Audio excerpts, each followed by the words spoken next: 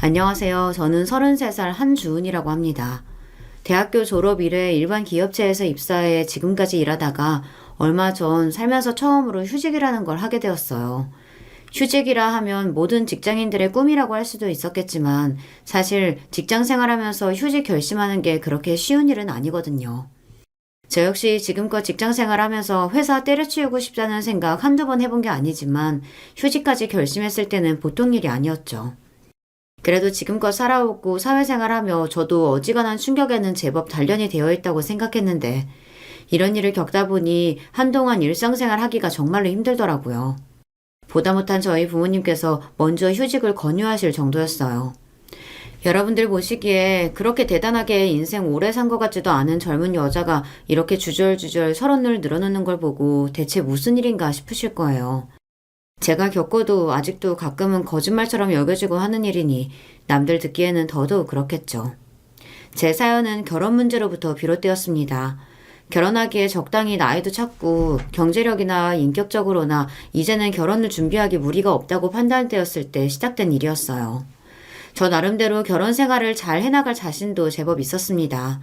상상조차 할 수 없었던 예비 남편의 민낯을 보기 전까지는 말입니다. 너 어떻게 이런 걸 속이고 나랑 결혼할 생각을 할 수가 있어? 아니야. 내가 처음부터 속이려고 했던 건 아니었어. 다 말하려고 했어. 말하려고 했는데. 말하려고 하긴 뭘 말하려고 해. 결혼식 전날이 될 때까지 말 한마디도 안 하고 입 밖은 한 적도 없으면서. 너, 내가 이거 몰랐으면 결혼하고도 같이 살면서 끝까지 모른 척 하려고 했어? 사람이 살면서 누구나 다른 사람에게 들키고 싶지 않은 치부라는 게 있다는 것 정도는 저도 알고 있습니다. 대단한 비밀은 아니지만 저도 남들 앞에서 선뜻 꺼내기 어려운 제 속 이야기 한두 개 정도는 가지고 있고요.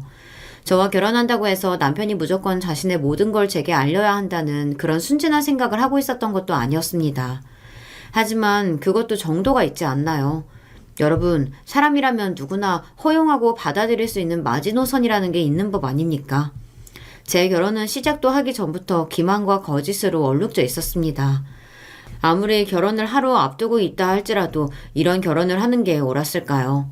여러분께서 제 기막힌 사연 한번 들어주시고 여러분들이시라면 어떻게 하셨을지 지혜의 말씀 한마디 보태주시면 감사하겠습니다. 남편은 지인 소개로 처음 만나게 되었습니다. 20대 후반에 들어서 이제 회사에 입사한 지 얼마 안 된 풋내기 티는 어느 정도 벗어내고 차차 사회생활에 적응하고 있던 시기였어요.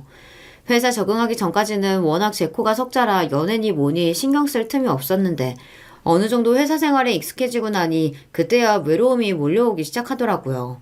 그러니까 한마디로 타이밍이 좋은 셈이었죠.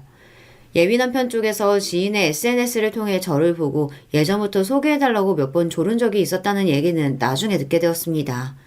제 지인도 그렇게 생각 없는 사람은 아닌지라 한창 일 때문에 바빠서 피골이 상접해 있는 제게 남자를 들이밀 정도로 배려 없는 친구는 아니었어요. 그러다 이제 제가 좀 살만해지니까 소개 이야기가 나오게 된 거죠. 나도 한 달이 건너서 알게 된 사람인데 카페 사장님이래. 손님도 제법 많은 편이고 아마 인터넷에 검색하면 뜰걸? 그렇게 약간의 호기심을 가지고 지인이 내민 스마트폰 속 그 사람을 처음 보게 되었어요. 원래 별 생각이 없었다가 나한테 그렇게까지 관심 있는 사람이라고 하면 한 번쯤은 궁금해지는 게 사람 심리 아니겠습니까? 저 역시 그랬습니다. 오랜만에 저렇게 적극적으로 저에게 관심을 표하는 사람이 있다는 소리를 들으니 괜히 으쓱하고 기분이 좋기도 했어요. 스마트폰 속 그 사람 카페는 제법 번듯해 보였습니다. 깔끔하고 인테리어도 잘 되어 있는 곳이 젊은 사람들이 딱 좋아하겠다 싶어 보였어요. 아니나 다를까 SNS에서 나름대로 소소하게 입소문을 타며 사진도 꽤 많이 올라와 있더라고요. 그 사진 속에는 당연히 카페 사장인 그 사람 얼굴도 종종 발견할 수 있었습니다. 대단한 미남은 아니었어도 처음 만난 사람에게도 쉽게 호감을 줄 만한 선해 보이는 인상이었어요. 제가 보기에도 첫인상이 그리 나쁘지 않아 보였습니다. 아무래도 젊은 사람들이 많이 들리는 곳에 젊은 사장이 있다 보니 옷차림이나 하고 있는 것이나 깔끔하고 신경을 많이 쓴 티가 나는 것도 마음에 들었고요. 예비 남편은 저 처음 만나는 자리에서부터 호감을 숨기지 않았습니다. 제가 주은 씨 언제 한번 뵙게 되나 그렇게 고대했는데 이렇게 귀한 시간 내주셔서 정말 감사해요. 제가 처음부터 너무 부담스럽게 해드린 건 아닌가 싶어 걱정됐었거든요. 아니에요. 제가 회사 일 때문에 워낙 바빠서 이제야 뵙게 돼서 죄송하죠. 자기가 먼저 좋다고 나왔는데 내숭 떨고 있는 것보단 저렇게 시원시원하게 호감을 표시하는 것도 마음에 들었습니다. 그렇게 소개받은 지 얼마 지나지 않아 본격적으로 만나게 됐어요. 저도 30 가까워져가는 나이였고 남편도 갓 30을 넘긴 상태였습니다. 그 사람은 연애 초반부터 결혼 이야기를 많이 했어요. 저도 항상 적극적으로 예정 공세를 퍼부으며 제게 진지한 태도로 임하는 예비 남편의 모습에 저도 모르게 결혼을 긍정적으로 생각하기 시작했습니다. 그래도 이제 만나기 2달 가까이인데 벌써 결혼 얘기 나오는 건 좀 이르지 않아? 수은 씨가 당장 결혼하자는 것도 아니고 그래도 이 나이 먹어서 연애만 하려고 드는 것보단 저렇게 결혼 전제로 생각하고 얘기하는 게 더 낫잖아. 뭐 그거야 그렇지. 감히 남의 집 귀한 딸 만나면서 그런 생각도 안 하는 놈은 못 쓰지. 제가 엄마랑은 정말 안 하는 얘기 없이 속마음 다 말하는 편이거든요. 항상 제게 가장 관심이 많으신 분이니 저 연애하는 건 제가 굳이 먼저 말씀드리지 않아도 어차피 금방 들통날 일이었습니다. 그러느니 그냥 제 입으로 말하는 게 낫겠다 싶어 남편 만나기 시작한 지 며칠 되지도 않아 제 입으로 엄마에게는 먼저 이 실직고를 한 상태였어요. 부모님 입장에서는 당연히 딸내미가 어떤 남자 만나는지 궁금하지 않으실 수 없지 않겠어요. 그날로 스마트폰 화면을 켜서 남자친구 카페와 얼굴부터 공개해야만 했습니다. 뭐 그래도 이 정도 규모의 카페 하는 거 보면 아주 없는 사람은 아닌가 보네. 뭐 아직 자세하게 얘기하진 않았는데 아마도 그렇겠지. 타고 다니는 차도 외제차고 하고 다니는 것도 멀끔한 편이고. 그래, 그런 쪽으로는 엄한 사람 아니라 하니 그건 다행이다 싶긴 한데 그래도 찬찬히 만나면서 잘 봐봐. 사람이 겉으로 보이는 것만이 전부는 아니잖아. 부모님의 1차 테스트를 통과한 후에도 노파심이 쉽게 가라앉지는 않았습니다. 뭐 당연한 일이라고 생각했어요. 사실 부모님이 딸 자식 누구 만나는지 너무 관심이 없으신 것도 저는 무심하다고 생각하거든요.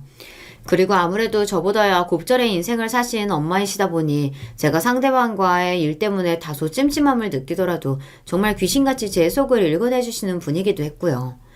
예비 남편이 연애 초반부터 줄기차게 결혼 이야기를 꺼낼 때도 엄마 반응은 다소 냉담하셨습니다.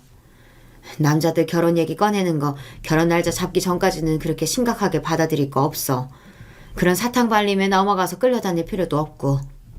막상 딸 자식 만나는 상대가 결혼 생각은 일절 없다고 하면 그건 그것대로 마음에 안 드실 거면서 결혼 이야기를 너무 남발하는 것도 썩 좋게 생각 안 하시더라고요. 다른 분들은 어떠신지는 몰라도 일단 저희 엄마는 그랬습니다. 남자는 말이 아니라 행동을 봐야 하는 거야. 말 한마디 한마디 한다고 돈 들어가는 것도 아니고 그게 뭐 어려울 거 있어? 사람이 진짜 마음 가는 사람한테는 하는 행실부터가 다른 거야. 그러니까 듣기 좋은 말 한다고 거기에 홀랑 넘어가지 말고 너한테 어떻게 하나 그거 잘 보라고. 저도 엄마 말씀이 틀리다고 생각하지 않았습니다. 물론 말의 무게를 귀하게 생각하고 함부로 말 내뱉지 않는 사람들도 있지만 대부분은 책임이나 행동보다는 말을 좀 가볍게 생각하는 경향이 있잖아요. 예비 남편도 일단 말은 참 예쁘게 하는 편이었거든요. 만나면서 크게 다툼하거나 감정 상할 일도 없는 편이었고요. 비록 자영업하는 사람이다 보니 카페 일 때문에 워낙 바빠 데이트 한번 하려고 하면 항상 그 사람 일정에 맞춰야 한다는 게 조금 불편하게 느껴지기는 했으나 다른 것도 아니고 생업과 관련된 문제인데 그런 걸로 불만 가지거나 꼬투리를 잡을 생각 같은 건 없었습니다. 당연히 저희가 만날 때는 대부분 제가 예비 남편의 카페로 찾아가는 시기였어요. 물론 이렇게 매번 제가 그 사람을 찾아가는 걸 당연하게 생각하는 사람이었다면 저도 빈정이 상했을지도 모릅니다. 하지만 제가 먼저 찾아갈 때마다 항상 미안해하는 사람이었어요. 지훈씨 정말 미안해요. 요새 날씨가 이렇게 좋은데 밖에 나가서 구경도 좀 하고 그러면 좋을 텐데. 이런 날일수록 손님 몰리는 날인데 어떻게 그래요. 내가 무슨 한두 살 먹은 어린애도 아니고 그 정도도 몰라서 삐지는 속 좁은 사람 아니니까 그런 걱정 하나도 할 거 없어요. 고마워요 주은씨.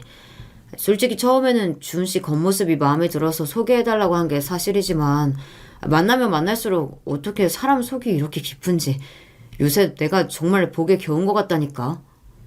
자신을 배려하는 저를 보며 항상 고마운 얼굴을 하는 사람이었기에 이런 일들도 웃어넘길 수 있었습니다.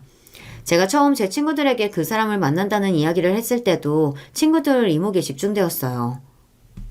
나 그 카페 아는데. 오, 우리 중에도 아는 사람도 다 있고 진짜 유명한 데인가 보네. 요새 꽤 뜨고 있는 데라니까. 오픈한 지 2년밖에 안 됐는데 중증공사도 했다고 하니까 잘 되긴 진짜 잘 되나 보다. 하긴 요새 자영업 그렇게 어려워서 잘 되던 가게도 못 견디고 접는다고 하던데 증축까지 할 정도면 진짜 잘 되긴 잘 되나 보다. 근데 카페 연지 2년밖에 안 됐으면 그전엔 무슨 일을 하셨대? 그러고 보니 생각해보면 그 사람이 카페 일하기 이전에 대한 이야기는 잘 안 하는 편이었어요. 아예 어릴 때 유년 시절 이야기나 지금 한창 바쁜 카페 이야기 같은 건 자주 나눴는데 그 외에 사회생활하거나 지인들 이야기를 자주 하지는 않는 편이었어요. 저도 그때까지는 그걸 인식을 못하고 있다가 친구들 질문을 듣는데 카페 생활 이전에 그 사람에 대해서 별로 아는 게 없다는 생각이 들었습니다. 근데 주은아, 그래도 조심은 좀 하는 게 좋지 않겠어? 아무리 아직 결혼한 사이는 아니라 하더라도 정식으로 만나는 사이인데 보니까 카페 들르는 여자 손님들 중에 그분한테 관심 있는 티 내는 사람들도 꽤 있는 것 같던데. 실제로 그런 사람들이 없는 편은 아니었습니다. 하지만 그런 쪽으로 사람 속 썩이는 유형은 아니었어요. 가끔 그 사람이 나한테 그런 얘기 종종 해. 오늘은 어떤 손님이 음료수 주면서 전화번호 달라고 했는데 거절했다. 뭐 그런 얘기 숨기지 않고 다 하는 편이거든. 엄연히 만나는 사람이 있으면서도 다른 사람이 여지 준다 싶으면 쉽게도 상대방을 기만하는 사람들이 얼마나 많습니까? 하지만 그런 걸 의심하기도 전에 항상 먼저 있었던 일을 솔직하게 말해주고 거절했다는 이야기를 하는 예비 남편이었어요. 그래, 그 사람이 이런 쪽으로도 항상 나에게 믿음을 주기 위해 노력하는데 일부러 자기 얘기를 숨기거나 하는 건 아니겠지 하는 생각을 했어요. 단지 아직 우리가 만난 시간이 그렇게 길지 않으니 이런 얘기까지 나올 때가 아니었을 뿐이라고 생각했죠. 수은 씨, 생각해보니까 내가 수은 씨 예전에 했던 일이나 카페 일 말고 다른 것들에 대해서는 아는 게 너무 없는 것 같아서 이런 거 물어봐도 돼? 당연하지.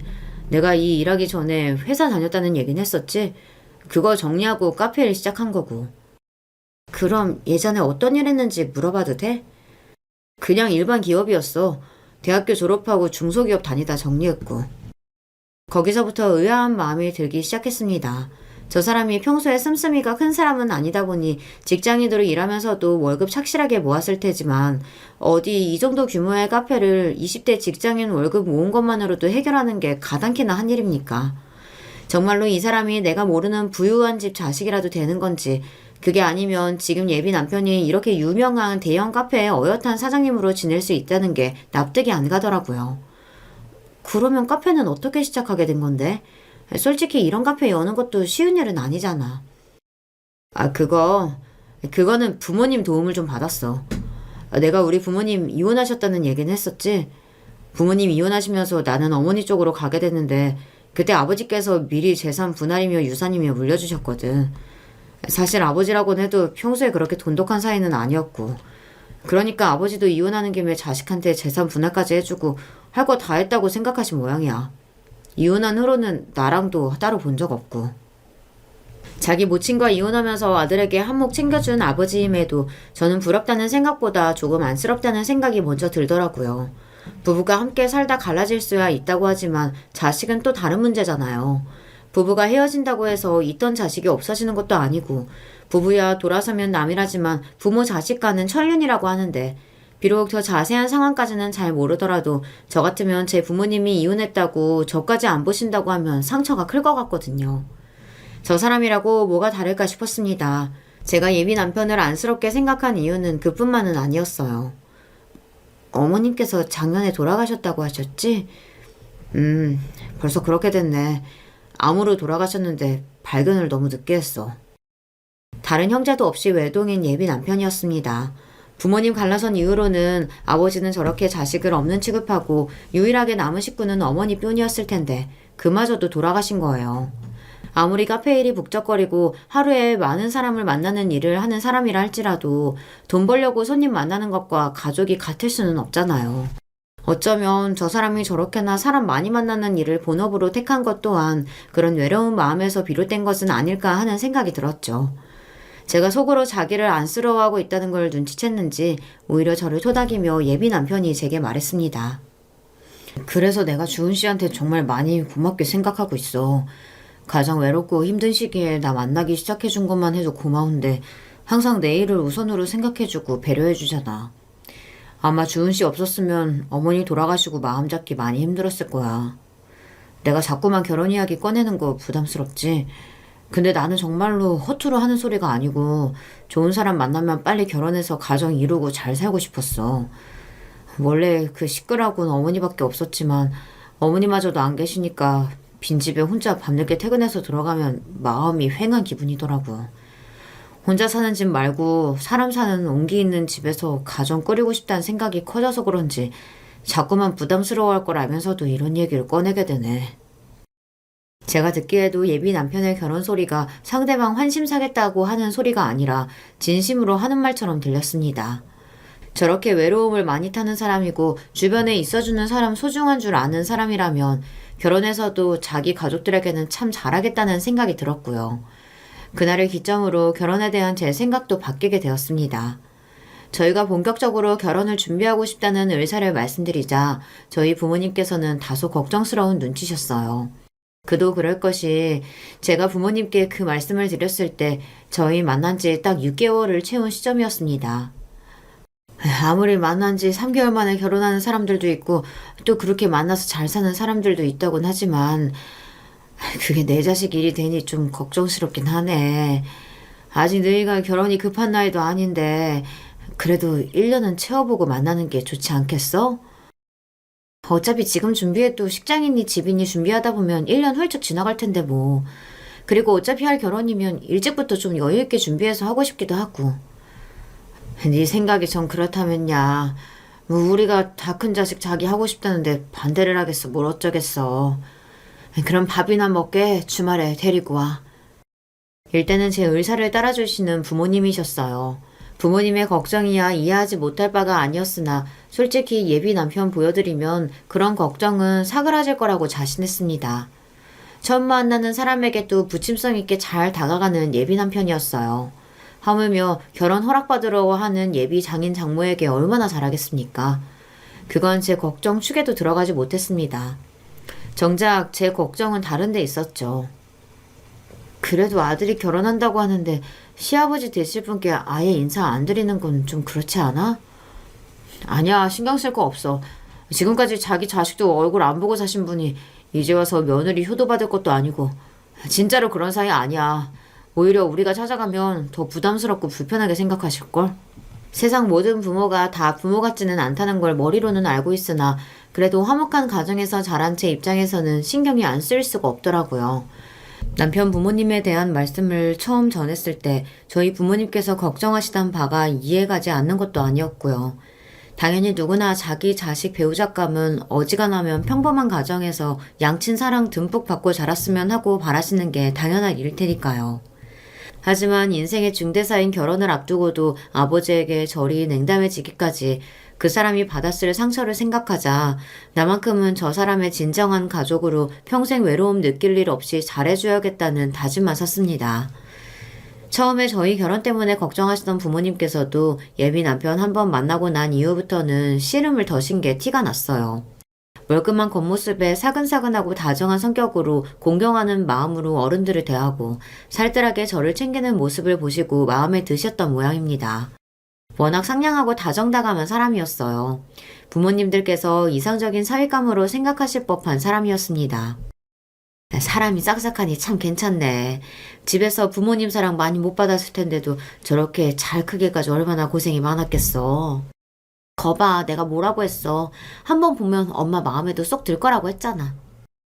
딸 자식 배우자감으로 생각하니 이것저것 까다롭게 따지고 드셨던 거였지. 저희 부모님께서도 워낙 잔정이 많으신 분들이세요. 착실해 보이는 사람이 불우한 가정사로 외로움을 타고 있다는 소리까지 듣게 되니 더 마음이 쓰이시는 것 같더라고요. 그때부터 예비 남편 카페에 쉬는 날에는 꼭 저희 집으로 초대해서 예비 남편 밥을 먹이기 시작한 부모님이셨어요. 둘이 데이트하고 결혼 준비할 시간도 모자란데 나이 먹은 사람들이 자꾸 불러내서 귀찮죠? 그래도 내가 자꾸 생각이 나서 밥 한 끼 해먹이고 싶어서 그래. 아니에요, 장모님. 저한테까지 이렇게 마음 써주시니 그저 감사할 따름이죠. 예비 남편도 저희 부모님이 초대하실 때마다 좋다고 달려오더라고요. 어머니 돌아가신 이후로는 그렇다 할 집밥 먹어본 지도 꽤 되었을 테니 이렇게 자기를 염려하며 챙겨주는 정성 가득한 밥상에 감동을 받은 모습이 찡하게 느껴지기도 했습니다. 주은씨, 우리도 결혼하면 꼭 장인 장모님 같이 살자. 저렇게 사랑이 많은 분들이시니까 주은 씨가 이렇게 좋은 사람으로 자라났구나 싶어. 주은 씨 덕에 나까지 그런 사랑 나눠받게 되었으니 내가 같이 살면서 정말로 잘할게. 벌써 저희 집 사이가 된 양 저희 가족과 어우러진 예비 남편 모습에 저도 흐뭇한 기분이었습니다. 저도 외동딸이니 하나 있는 자식인 저 시집 보내고 나면 적적하실 부모님 생각하면 마음이 그랬는데 사위로서 저를 데리고 가는 게 아니라 저희 집안에 새로운 아들을 자처하는 예비 남편 모습이 고맙기도 했고요. 그러다 보니 예비 남편은 쉬는 날마다 예사로 저희 집에 들락거리기 시작했습니다. 저희 식구들뿐만 아니라 손님들 찾아오셨을 때도 자연스럽게 어울리는 예비 남편이었습니다. 아직 결혼이 몇 달이나 남았는데도 저희 가족의 친지와 지인분들이 예비 남편을 당연하게 저희 식구로 받아들이게 될 수밖에 없었어요. 그날도 예비 남편과 함께 집으로 들어섰더니 저희 엄마 지인분들이 계시더라고요. 다들 호기심에 눈을 반짝이며 저희를 맞아주셨습니다. 우리 지은이 예비 신랑인가 봐? 세상에 아주 훤칠하니 헌혼 장부가 따로 없네. 그렇게 사위 자랑하더니 오늘 보니 자기가 자랑할 만하네. 우리 정서방이 좀 그렇지? 제 결혼이 얼마 남지 않은 상황에서 엄마 지인분들도 제 남편 될 사람이 많이 궁금하셨나 봐요. 그날 모인 엄마 지인들은 엄마의 여고 동창 친구들이었습니다. 저 어릴 때부터 다 클 때까지 지켜봐 주셨던 분들이니 그분들도 소감이 남다르셨을 거예요. 저 역시 이모 따르던 분들께 예비 신랑을 보여드리니 쑥스럽기도 하면서 기분이 좋았습니다. 아유, 우리 주은이 콩알마던 게 엊그제 같은데 이제 시집을 다 간다고 하고. 축하한다, 주은아. 감사해요, 이모. 그날 분위기는 좋았어요.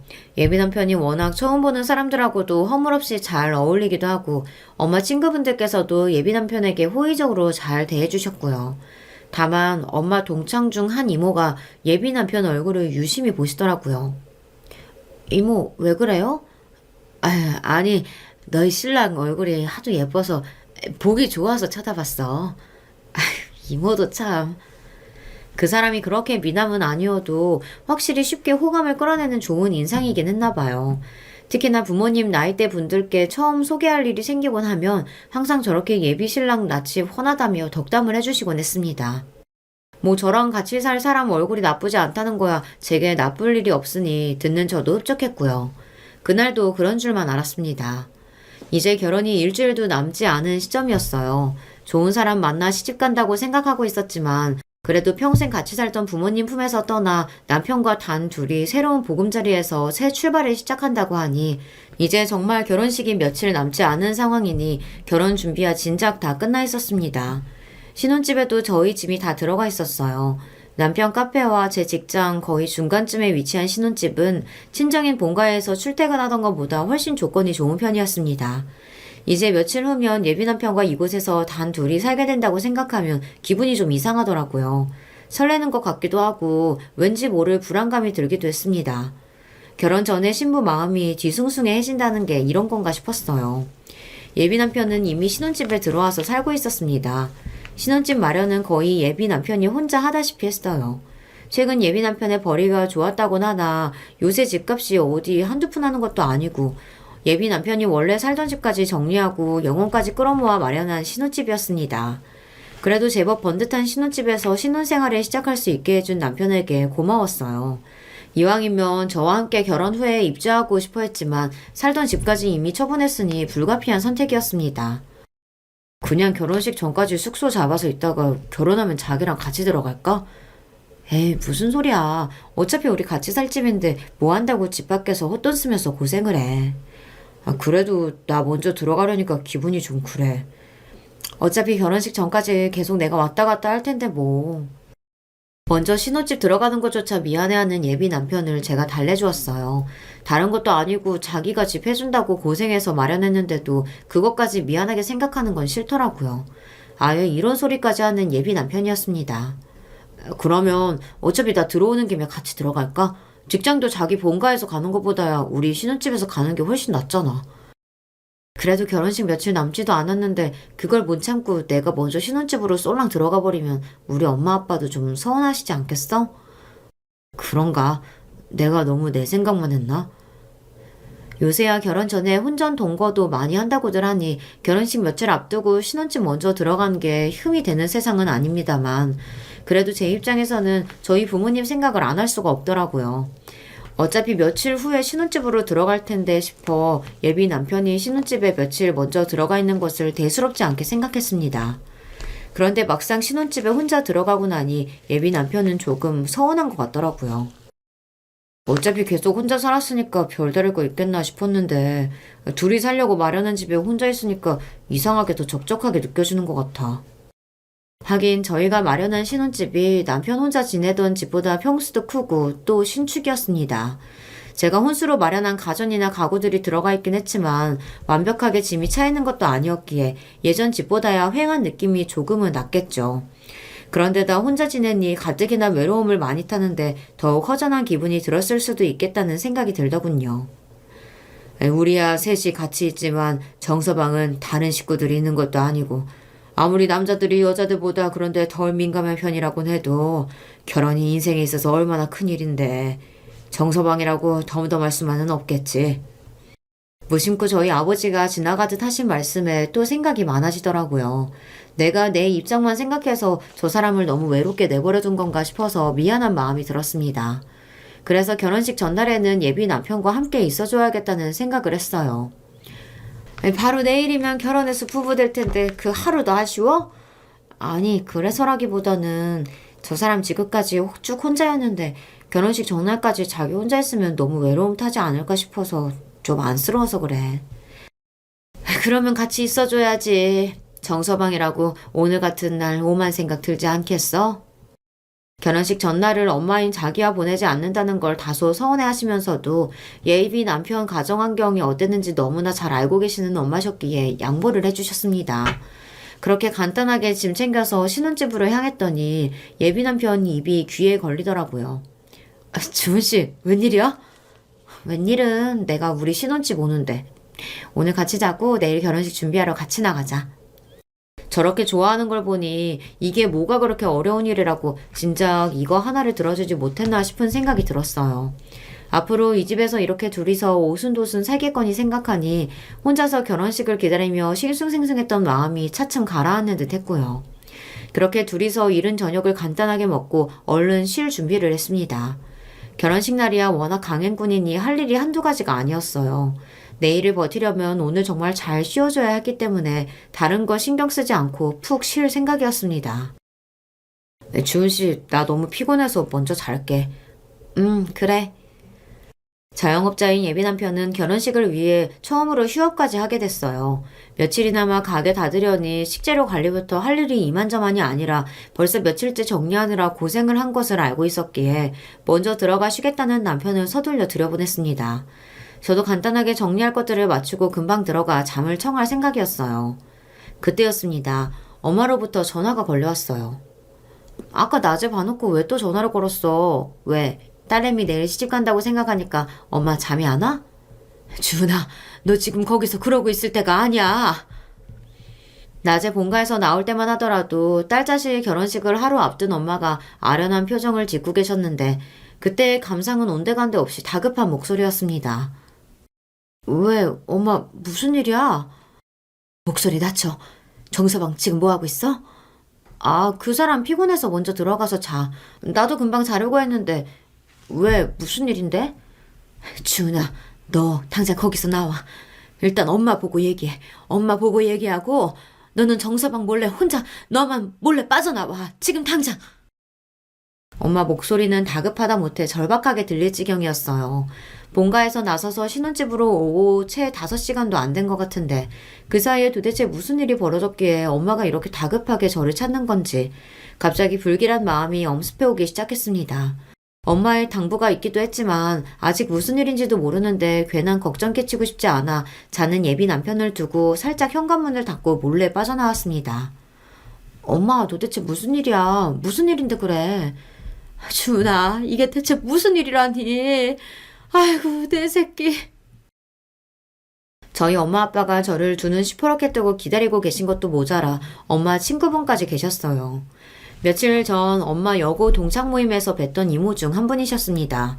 혼이 쏙 빠진 듯한 부모님 모습에 이어 결혼식 바로 전날 이 늦은 시간에 생각지도 못했던 이모까지 계시니 저도 정신이 하나도 없었어요. 그렇게 정신 못 차리고 있는 저를 보며 엄마가 소리쳤습니다. 그놈 그거 이름 하나 빼고는 전부 다 거짓말이야. 무슨 말이야 엄마? 지금 수은 씨 얘기하는 거야? 자초지정을 캐묻는 제 앞으로 이모가 나서셨습니다. 주은아, 너무 놀라지 말고 들어. 네 신랑 결혼 처음 아니야. 이모, 지금 그게 무슨 소리예요? 전입 가경이었습니다. 당장 내일 저랑 결혼할 사람이 초혼이 아니라니 그럼 그 사람이 저 놔두고 딴 사람이라도 차렸다 이겁니까? 여러분 같으면 결혼식 전날에 느닷없이 지인으로부터 저런 소리를 들으면 무슨 생각이 드실 것 같으세요? 솔직히 저는 받아들이기가 너무 힘들었습니다. 이게 말이 되는 상황이에요? 다들 이게 무슨 소리예요? 제발 내가 알아듣게 설명 좀 해봐요. 제가 혼돈에 잠긴 나머지 울부짖듯 소리치자 그제야 세 분께서도 정신을 좀 차리시더라고요. 다들 어느 정도 마음을 가라앉히고 나서야 본격적인 이야기를 들을 수 있었습니다. 엄마의 여고 동창인 그 이모는 사회복지사로 일하고 계셨어요. 이어진 이모의 설명은 이러했습니다. 유진이, 그러니까 네 신랑이랑 같이 살던 애는 학교 다닐 때 내가 담당하였던 학생 중에 한 명이었어. 가정 형편이 많이 안 좋았고 사실상 그 애가 소녀 가정이나 다름없었어. 고등학교 졸업한 이후로는 소식이 끊겼는데 몇 년 전에 우연히 마주쳐서 반가운 마음에 붙들고 근황을 물어봤더니 결혼을 했다고 하더라고. 형편이 안 좋아서 결혼식은 못 올리고 혼인신고만 하고 산다고 했는데 남편도 사정이 썩 좋아 보이진 않았어. 남편 쪽이 조실부모 했다고 했었거든. 그때 자기 신랑 얼굴 보여준다고 자기랑 같이 찍은 사진 한번 보여준 적이 있었는데 내가 며칠 전에 네 신랑 얼굴 보면서 아무리 봐도 낯선 얼굴이 아닌데 싶어서 집에 와서 한참을 생각해보다 그만 그 얼굴이 생각난 거야. 그러니까 사진 속 그 소녀 가정의 남편이 바로 제 예비 남편 얼굴과 똑같았다는 겁니다. 그 애랑 혼인신고까지 하고 같이 산다는데 내가 설마 싶어서 앞만 봐도 그 사람이 맞지 싶어서 다시 수소문을 해보니까 유진이는 벌써 세상 뜬 지 3년이나 다 돼가더라고. 이모, 그게 지금 무슨 소리예요? 그러니까 나랑 내일 결혼할 사람이 결혼한 유부남이었는데 사별을 했다고? 근데 그걸 나한테 속였단 말이에요? 내가 이름이나 얼굴이나 똑똑히 기억해. 믿기지 않는 말이겠지만 너 지금 정말 정신 똑바로 차려야 돼. 그 둘 하루 이틀 산 것도 아니고 3년 넘게 같이 살았어. 그 어리고 불쌍한 게 어린 나이에 의지할 것 하나 없으니 없는 형편에 살림부터 차린 모양인데 뼈 빠지게 일해서 고생해서 번 돈부터 그의 사고 보상금이며 보험금까지 남편이란 놈이 악착같이 싹싹 챙겨갔다고 하더라. 그래놓고는 어차피 찾아올 사람 하나 없고 연고도 없는 사람이라고 납골당 자리 하나 안 봐주고 어딘지도 모를 때다가 그냥 뿌렸대. 같이 살면서도 유진이는 뼈 빠지게 일하는데 남자는 간간히 배달 일이나 하면서 여자가 벌어오는 돈으로 먹고 살았다고 주변 이웃들이 욕을 아주 한 바가지씩 하더라. 결혼해서 같이 사는 부인한테도 그렇게 한 사람이야. 지금이야 잘한다고 해도 언제 돌변할지 몰라. 대체 이게 다 무슨 소리야? 당장 내일이 결혼식인데 이제 와서 나한테 이런 소리를 하면 어쩌라고. 주은아, 정신 차려. 너 지금 정신 안 차리면 네 인생 말아먹는 거야. 이 괘씸한 새끼. 감히 순진한 내 딸 꼬죽에서 팔자를 꽂으려고 들어? 이 처죽을 놈의 새끼. 안 되겠어. 나 그 사람한테 해명이든 자초지정이든 직접 들어야겠어. 너 혼자 갔다가 무슨 일을 당할 줄 알고 엄마 아빠랑 같이 가. 너 절대로 혼자 못 보내. 그렇게 온 식구가 그 야심한 시각에 저희 신혼집으로 들이닥쳤습니다. 이놈 이거 어딨어? 내 딸 인생 망치려고 해놓고 쟤 놈은 편안하게 자빠져 자고 있어? 장모님, 장인어른 왜 이러세요? 그야말로 그놈 입장에서는 자다 날벼락 맞은 꼴이었을 겁니다. 저희 엄마나 아빠나 분노로 눈이 뒤집혀서는 두 분이 그렇게 흥분하고 분노한 모습은 처음 봤어요. 잠에서 제대로 깨지도 않은 그 사람 멱살을 쥐고 흔드는 엄마는 물론이거니와 아버지는 까딱하다가는 사람 하나 죽일 기세였습니다. 아까는 너무 충격적인 소식에 제가 경황이 없었으나 저런 부모님 모습을 보니 저보다도 더 억장이 무너지신 건 부모님이라는 생각이 들었습니다. 저는 떨리는 목소리로 물었어요. 김유진이 누구야? 자다가 갑작스레 닥친 봉변에 얼빠진 꼴이었던 그 사람이 순간 숨을 흡 들이마셨습니다. 그 경악에 찬 눈을 보고서야 저는 김유진과 그 인간이 결코 모르는 관계가 아니라는 것을 단박에 알아차리고 말았어요. 주은 씨가 그 이름을 어떻게... 이 때려 죽일 놈이... 그런 네 놈이 결혼한 것도 모자라서 사별하고 죽은 부인 재산에 보험금 책에서 팔자 폈다는 거 내 딸한테 끝까지 숨길 생각이었어?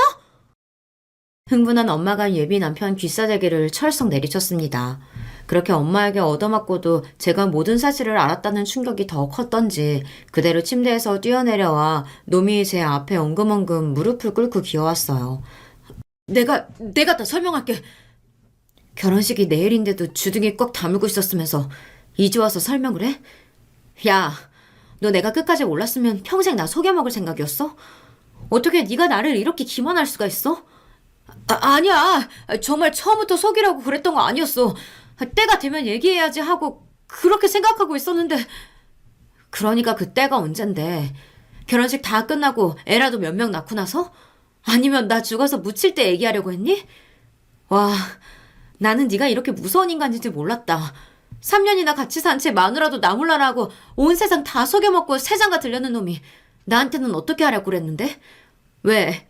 우리 집 좀 살만해 보이니 속여먹고 한탕 제대로 뜯어먹을 심산이었어? 아니야, 그런 거 아니야. 내가 너한테 어떻게 그래? 3년 같이 산 마누라 몇 자리도 하나 안 써준 놈을 내가 어떻게 믿어? 걔랑 너는 다르지? 자기도 모르게 미친 듯 소리쳐놓고 놈도 아차 싶었던 모양입니다. 그 꼴을 보니 제가 저런 걸 좋은 남자라고 믿고 평생 남편이랍시고 속아 살아줄 생각을 했다니 기가 막히고 억장이 무너져 내리는 심장이었어요. 너 결혼생활 내내 등쳐먹은 네 와이프 목숨값으로 카페까지 차려놓고 그걸로 멀쩡한 인간 행세하면서 먼저 간 사람한테 미안하지도 않디? 어떻게 나를 이렇게 감쪽같이 속이고 멀쩡한 사람인 양 행세하면서 결혼할 생각을 해? 네가 그러고도 사람이야? 아니야, 나 정말로 제대로 살아보려고 그랬어. 당신하고 결혼하면 장인 장모님하고 당신한테 정말 잘하면서 속죄하는 기분으로 살려고 그랬다고. 속죄하는 기분으로 살 게 아니라 속죄할 짓을 하지 말았어야지. 내가 뭘 잘못해서, 우리 엄마 아빠가 뭘 잘못해서 너 같은 놈한테 속아서 살아야 돼. 너 대학 나왔다느니 중소기업 다녔다느니 하는 그런 것도 다 전부 거짓말이었더라. 고졸에 변변한 직업도 없이 마누라 등쳐먹은 주제에 먼저 간 사람 재산으로 팔자 피고 사니까 신분 세탁이라도 하고 싶었어? 이 뻔뻔한 인간 같으니 나 너 같은 새끼랑 못 살아. 우리 결혼은 없었던 일로 할 테니까 두 번 다시 내 앞에 나타날 생각하지 마. 안 돼, 주은아. 당장 내일 결혼식인데 그게 무슨 말이야. 이 정신 나간 놈이? 당장 내일이 결혼식인데도 끝까지 속여먹어놓고는 어디 내 딸 팔자를 망치려 들고 있어? 장인어른, 장모님, 지금껏 제가 얼마나 잘했습니까? 이제 와서 이러시면 어떡해요? 그래도 이놈이? 끝까지 저와 결혼하겠다며 발악하는 예비 남편놈 면상에 기어이 주먹을 내리고는 아빠셨어요. 마음만 같아서는 그대로 죽여버리고 싶으셨을 겁니다. 우리 아빠한테 흠심 두들겨 맞고서야 겁이 나서 차마 제게 달려들지 못하는 놈이었어요. 거기 계속 서 있다가는 정말로 미쳐버릴까 싶어 무서워 그 길로 신혼집을 뛰쳐나왔고 다시는 돌아가지 않았습니다. 엄마 아빠 사시는 본가로 돌아와 정말 온몸에 물이 다 마를 때까지 울고 또 울었어요. 처음에는 저 쓰러질까 싶어 발을 동동 구르시던 부모님도 결국 따라 울기 시작하셨습니다. 어떻게 이럴 수가 있어? 어떻게 사람을 이렇게 등신 천치로 만들 수가 있어? 아이고, 내 새끼. 내 새끼가 하여워서 어쩌나. 나라라도 잃은 듯 서럽게 울던 세 사람의 울음소리는 동이 틀 무렵에야 간신히 지쳐서 멈출 수 있었습니다. 원래 같았으면 제 결혼식이 치러질 날이었어요. 여전히 잣개의 어깨를 떨고 있는 저를 꽉 끌어안아 주시며 아빠가 말씀하셨습니다. 전운이라고 생각하자. 지금이나마 알지 못했더라면 저런 놈하고 엮여서 인생이 어떻게 될 뻔했어. 온 세상이 도와준 거라고 생각하고 그만 잊자. 잊어버리자, 주은아. 억울한 마음이야 금할 길이 없었으나 사실 그것 말고는 대단한 방도가 없다는 것 역시 저도 알고 있었어요. 아빠 말 맞다나 결혼식 전날에서라도 멈출 수 있었다는 것만 해도 다행스러웠던 일이었다는 걸 머리로는 알고 있었습니다. 하지만 여전히 가슴이 아픈 것만은 어쩔 수가 없었어요. 평생을 함께하리라 믿었던 사람에게 이런 기만을 당했으니 멀쩡하게 더 이상한 일이었습니다. 제 대신 발빠르게 결혼식 당일 지인들에게 파혼 소식을 돌린다고 부모님께서 고생하셨죠. 온 세상이 저를 비우는 것만 같아 한동안 두문분출하고 결국은 휴직까지 하게 되었습니다. 아마 놈이 제게 아예 연락을 취하지 않은 건 아니었을 거예요. 하지만 일절 외부와 연락을 삼간 제 대신 저희 부모님이 놈과 제가 만나는 걸 막으셨죠. 그러는 동안 SNS 상에서 소소하게 화제가 된 훈훈한 젊은 카페 남자 사장이 실은 한 불쌍한 여성을 결혼 생활 내내 착취한 것도 모자라 그 죽음 이후 그 여자 재산을 단단히 한몫 챙겨 건실한 청년인랑 행사했다는 사실이 아름아름 퍼져나갔다는 것은 모든 일이 정리된 후에야 알게 되었습니다.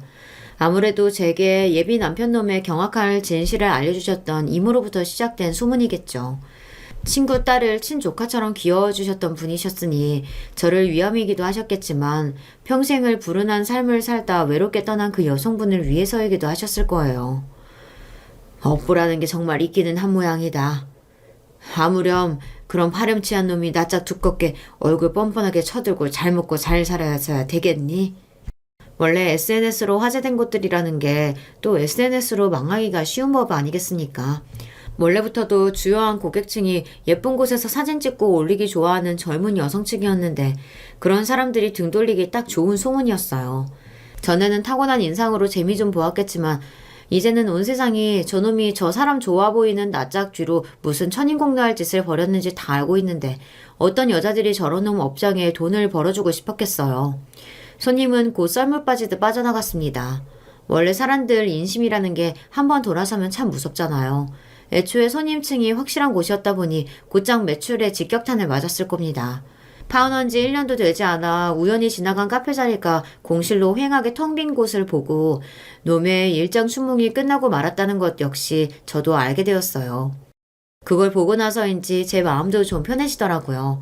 더 이상 제 생활 반경에 그놈이 들어올 일은 없다고 생각해서인지 엄마 말대로 정말 그놈이 업보를 받아서 자취를 감추게 된 게 속이 시원해서인지 솔직히 잘 모르겠습니다. 그저 더 큰일까지 벌어지지 않고 이 정도 선에서 마무리된 게 정말로 천운이었다는 생각이 그제서야 들었어요. 파혼 초반에는 집 밖에 얼씬도 않았지만 부모님과 시간 보내며 서서히 마음속 상처가 아물고 나니 차츰 일상으로 돌아오게 되었고요. 이제 얼마 남지 않은 휴직 기간 끝나면 더 연장하지 않고 회사로 돌아갈 생각입니다. 이제 저도 제 자리로 돌아가야죠. 이만하면 털어낼 만큼 털어냈다 싶어요. 저놈 저거 더 본때를 보여줘야 했는데 제가 너무 쉽게 끝내준 건 아닌가 생각하실지 모르겠어요. 하지만 저는 한순간이라도 저놈을 제 인생에서 더 빨리 떼어낸 게 잘한 일이라고 생각해요. 앞으로도 저 스스로를 가장 중요한 기준으로 두고 씩씩하게 잘 지낼 생각입니다. 오늘 제가 여러분께 해드릴 얘기는 여기까지예요. 제 이야기 들어주셔서 감사드립니다. 안녕하세요. 그간 시청자의 입장만 되어봤는데 갑자기 신청자가 되어보려니까 조금 어색하네요. 저에게 있었던 일을 적어보고 싶어서 용기를 내게 되었어요. 참고로 저는 지금 미혼하고나 제 하나뿐인 배우자인 남편과 아이 둘 낳고 사는 전업주부랍니다.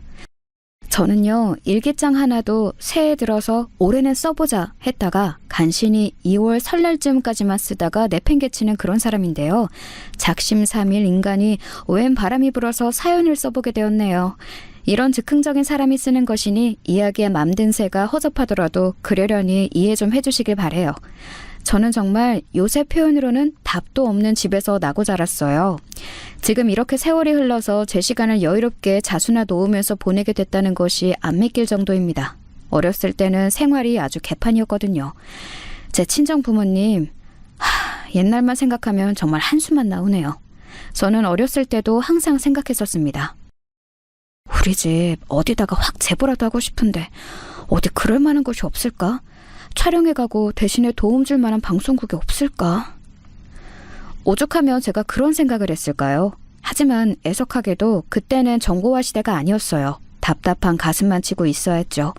저희 친정엄마 꽤 사는 집 딸이었습니다. 딱히 집안에 부족한 것 없이 커오신 분이시고요. 그리고 친정아빠 인물 참 좋으셨어요. 허우대도 무척 멀쩡하셨고요. 남들이 보면 와, 너희 아빠 되게 잘생기셨다. 이렇게 빈말로나마 저한테 좋게 말해주는 외관을 소유하고 계셨네요. 혹시 갑자기 친정 부모님 자랑이나 하는 거냐고요?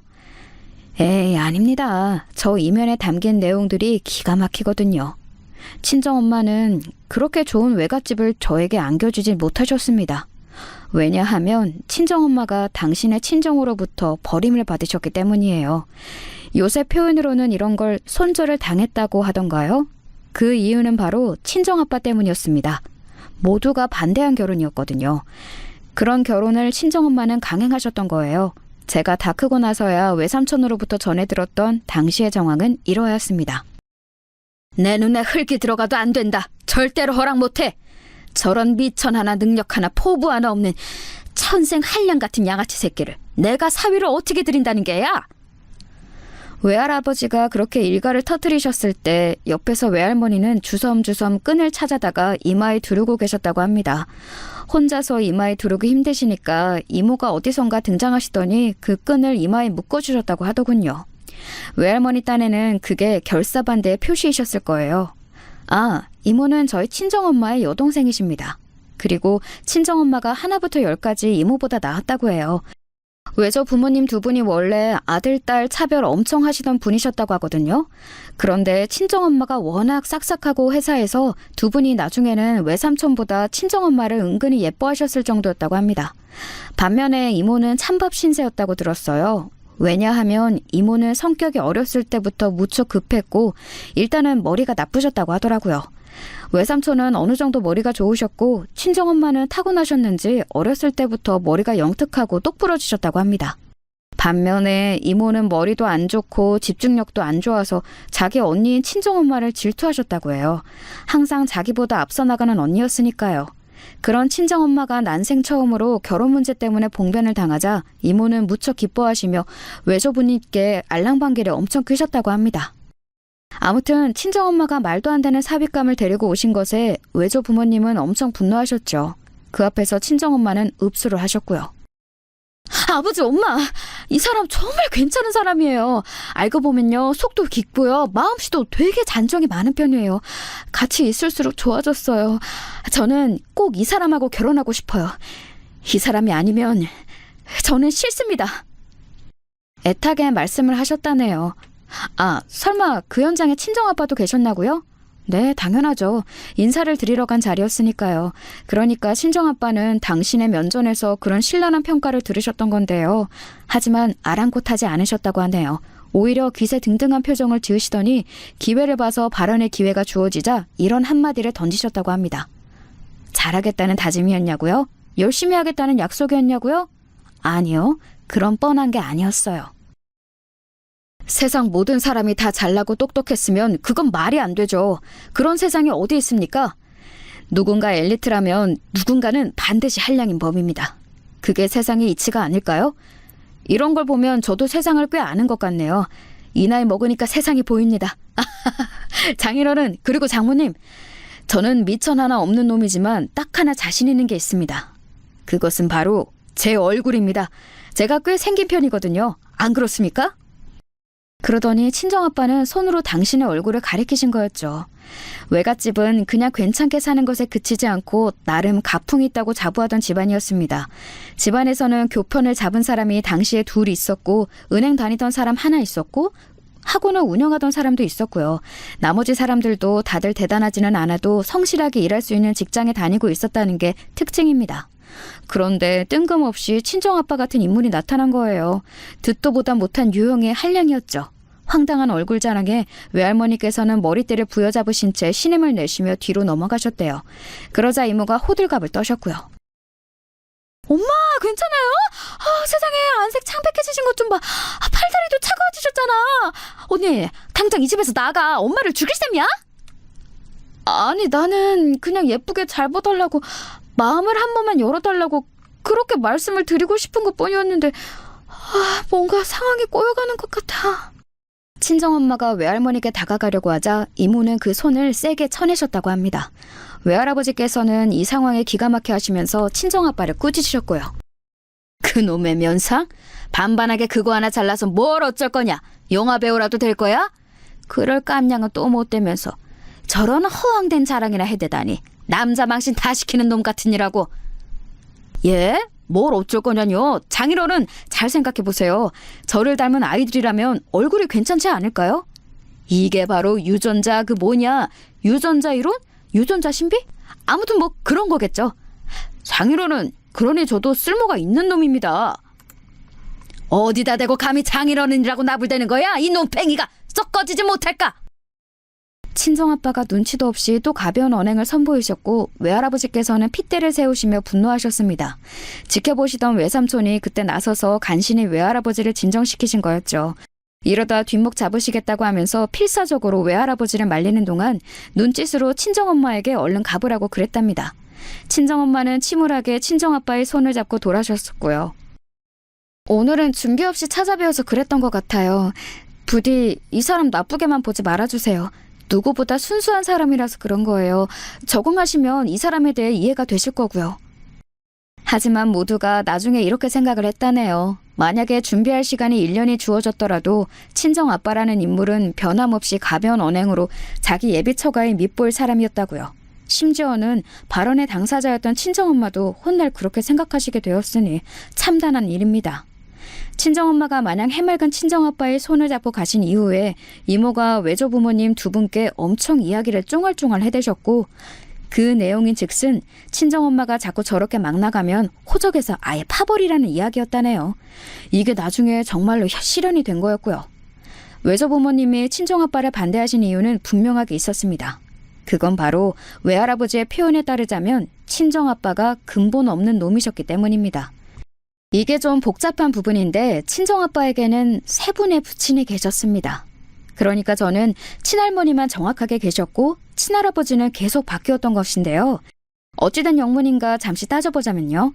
친할아버니께서는 워낙 집이 가난하셨다네요.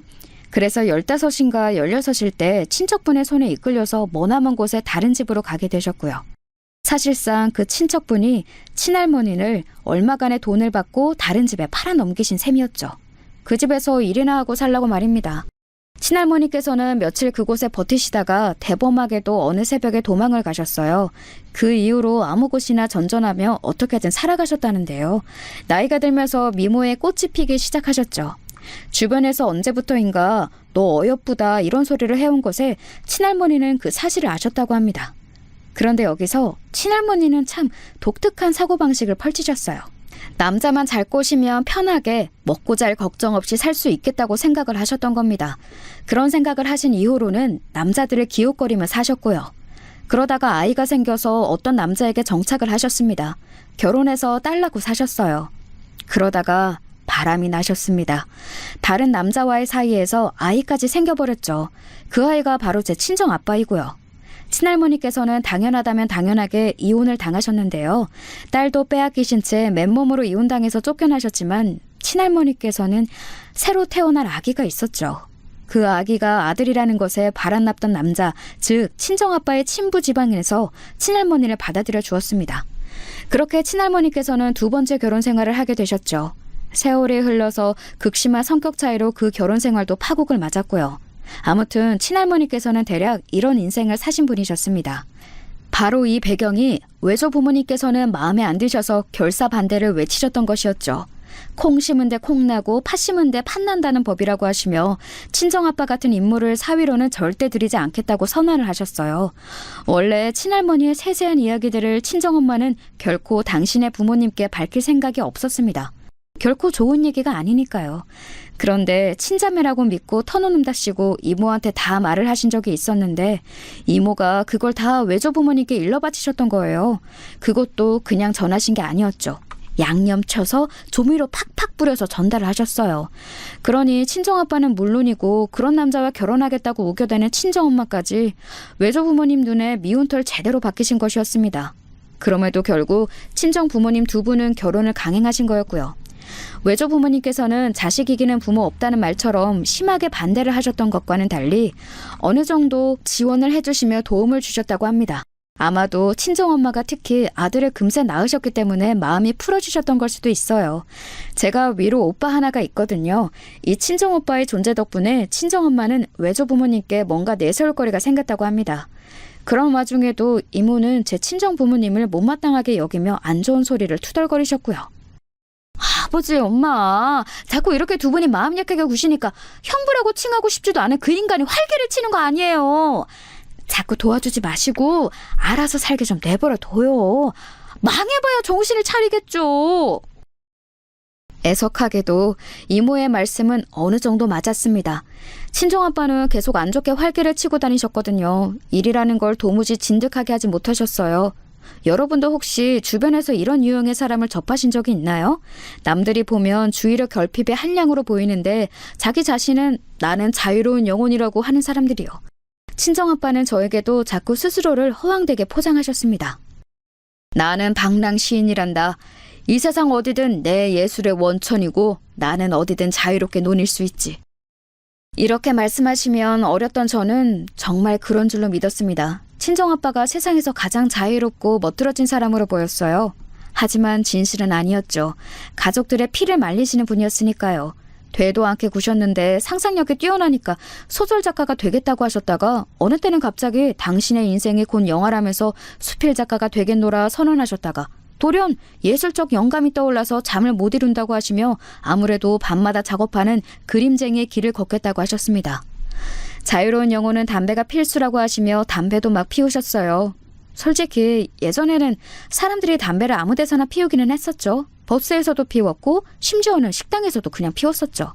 그런데요, 적어도 집에서 자기 자식들 앞에서는 담배를 안 피우는 게 맞았다고 봅니다. 어린 자식들 앞에서도 담배 연기를 뿜어내는 친정아빠의 작태에 친정엄마는 부글부글 화가 끓어오르셨습니다. 그럴 때면 친정아빠가 태어나게 하시던 핑계가 있었어요. 어허, 모르는 소리 하지 말어. 내가 담배를 찾는 게 아니야. 담배가 나를 찾는 거지. 좀 아까도 그러더라고. 담배가 나에게 나를 어서 피워주지 않고 뭐해? 라고 물어보더라. 이 인간은 날이 갈수록 왜 이렇게 자기가 제정신이 아니라는 얘기를 아무렇지도 않게 하는 걸까?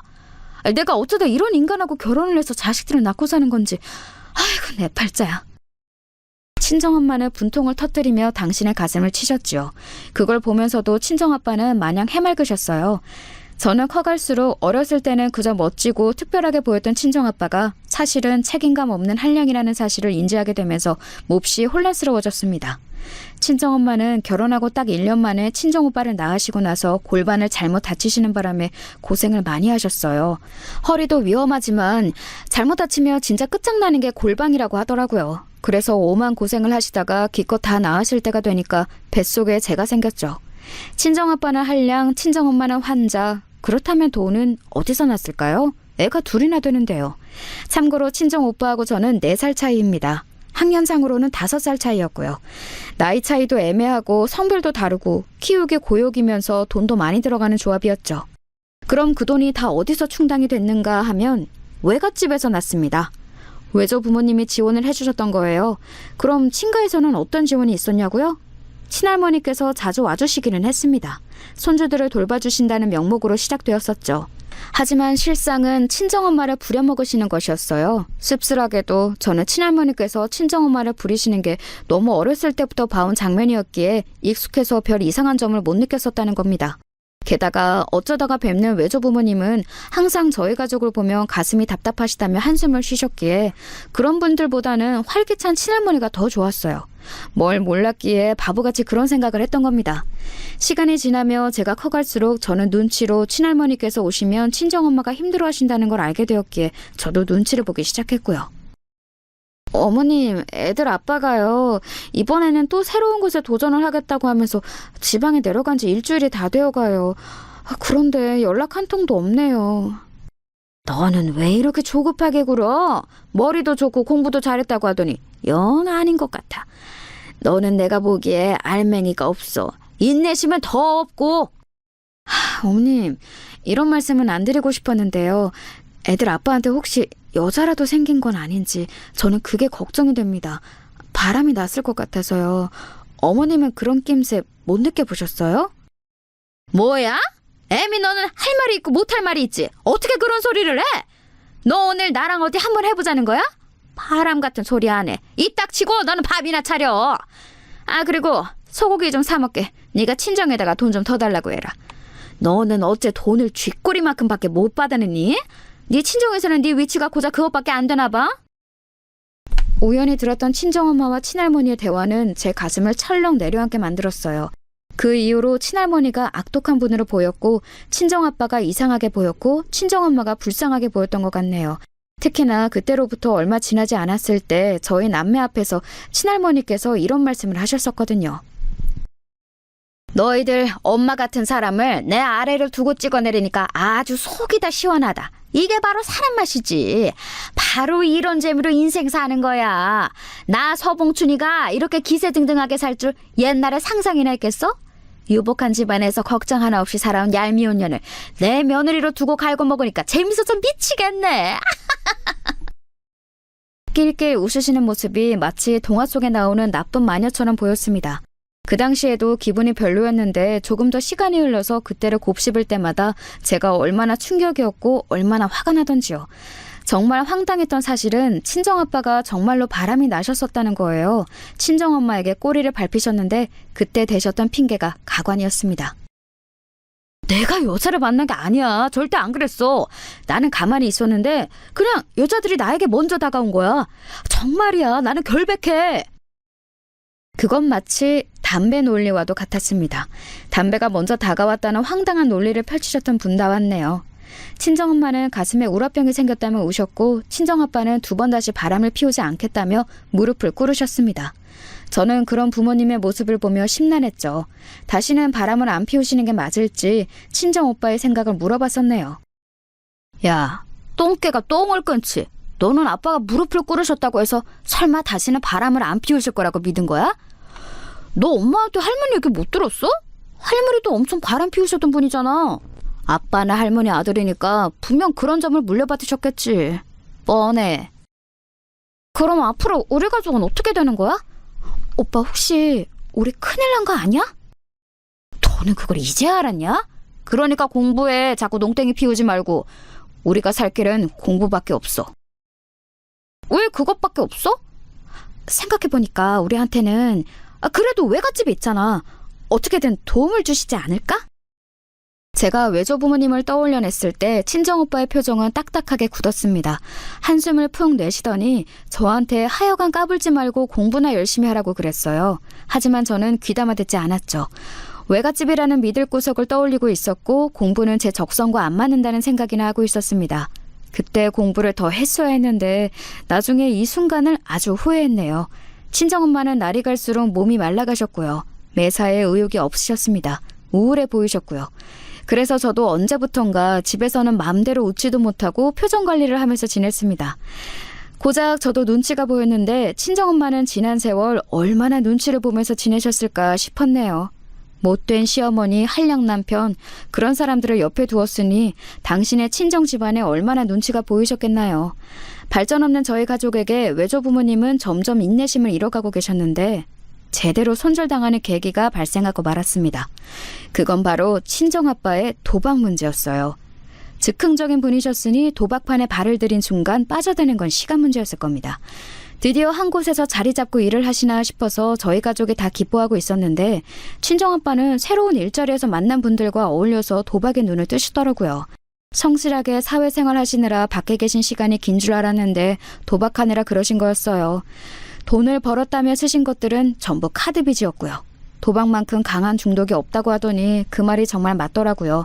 수중에 돈이 떨어지자 점차 재산을 탕진해 가셨습니다. 가장 먼저 친할머니의 돈부터 건드리셨고요. 그래서 친할머니께서는 뒷목 잡고 쓰러지셨어요. 병원에 입원을 하셨는데도 친정아빠는 도박판에 돈을 하고 친할머니 방문한도 안 오셨습니다. 카드빚부터 병원비까지 그리고 생활비까지 친정엄마의 벌이만으로 충당이 될 리 없었어요. 결국 외갓집에 손을 벌릴 수밖에 없었죠. 돈 달라는 어려운 말씀을 전하신 뒤 친정엄마는 울면서 혼자 밤늦게 소주잔을 기울이셨습니다.